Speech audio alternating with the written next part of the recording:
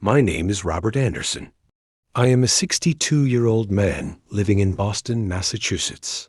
Most people see me as a quiet, average-looking old man who prefers simple clothes and avoids attention. What they don't know is that I built my life for nothing. I came to the United States at the age of 19 with nothing but a suitcase and a dream. I worked nights as a janitor, days as a mechanic's assistant, and studied business at a community college. For decades, I lived below my means. I never chased luxury, never cared about showing off wealth. I believed real power is silent. Eventually, I founded a logistics company. Slowly, quietly, it grew into one of the most trusted private supply firms on the East Coast. But even after success, I stayed the same. Old jacket, simple watch, used car, because my greatest pride was not money. It was my son, Daniel. Daniel fell in love with Emily Parker, a woman from a wealthy, high society family in New York. Her father was a well-known real estate investor. Her mother hosted charity galas and social events. When Daniel told me he wanted to marry her, I smiled and said only one thing: if she makes you happy, that's all that matters. The wedding was held at a luxury venue in Manhattan. Crystal chandeliers, five-star catering, guests wearing designer suits and dresses. I arrived alone, wearing my usual dark blazer and modest shoes. I noticed the looks. People whispered. Some stared. I didn't mind, but Emily did. During the reception, Emily stood with her friends near the champagne table. She laughed loudly and glanced in my direction. "That old man is my father-in-law," she said mockingly. "He still dresses like he shops at thrift stores." Her friends laughed. One of them asked, "So what does he do?" Emily smirked. "I think he's retired or unemployed. Honestly, he's kind of embarrassing." Every word hit me like a slow burn. I looked down at my hands that had built an empire. My son noticed my expression, but before he could speak, Emily raised her glass and added, "I mean, look at him. He doesn't belong in a place like this." Laughter echoed again. That moment hurt more than any failure I had ever faced. Not because of pride, but because of disrespect.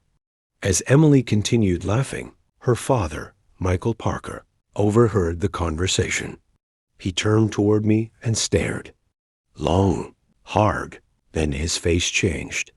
Confusion, shock, fear. He walked toward me slowly. "Excuse me," he said carefully. "Are you Robert Anderson?" I looked up. "Yes," I replied calmly. He swallowed hard. "Robert Anderson, of Anderson Logistics?" The room went silent. I nodded once.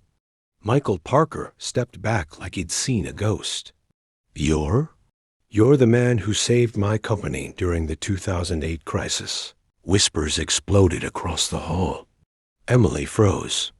Her smile disappeared. Her champagne glass trembled in her hand. Michael cleared his throat and turned to the guests. "Ladies and gentlemen," he said nervously, "this man is not just my son-in-law's father. He is one of the most respected businessmen in this country. A man who controls contracts worth hundreds of millions, and never once asked for credit." Emily's face turned pale. She looked at me like she was seeing me for the first time. I stood up slowly, took the microphone, and spoke. "I've lived in America for over 40 years, I said. I cleaned floors while others slept. I failed more times than I can count. But I learned one thing: the loudest people are often the weakest, and the quietest ones carry the deepest strength." I looked directly at Emily. "Respect isn't something you wear. It's something you earn." The room was completely silent. "I didn't come here to be admired," I continued. "I came here to celebrate my son. But humiliation disguised as humor reveals character." I placed the microphone down and walked out. That night changed everything. Emily tried to apologize, tried to explain, but something had broken. Not my heart, my trust. My son eventually divorced her, not because I asked him to, but because he realized the kind of person she truly was. As for me, I returned to my quiet life, still wearing simple clothes, still driving the same car. But now, with one lesson proven, true power doesn't announce itself. It waits. If you enjoyed this story, remember, never judge someone by appearance. The quietest person in the room may be the one who controls everything.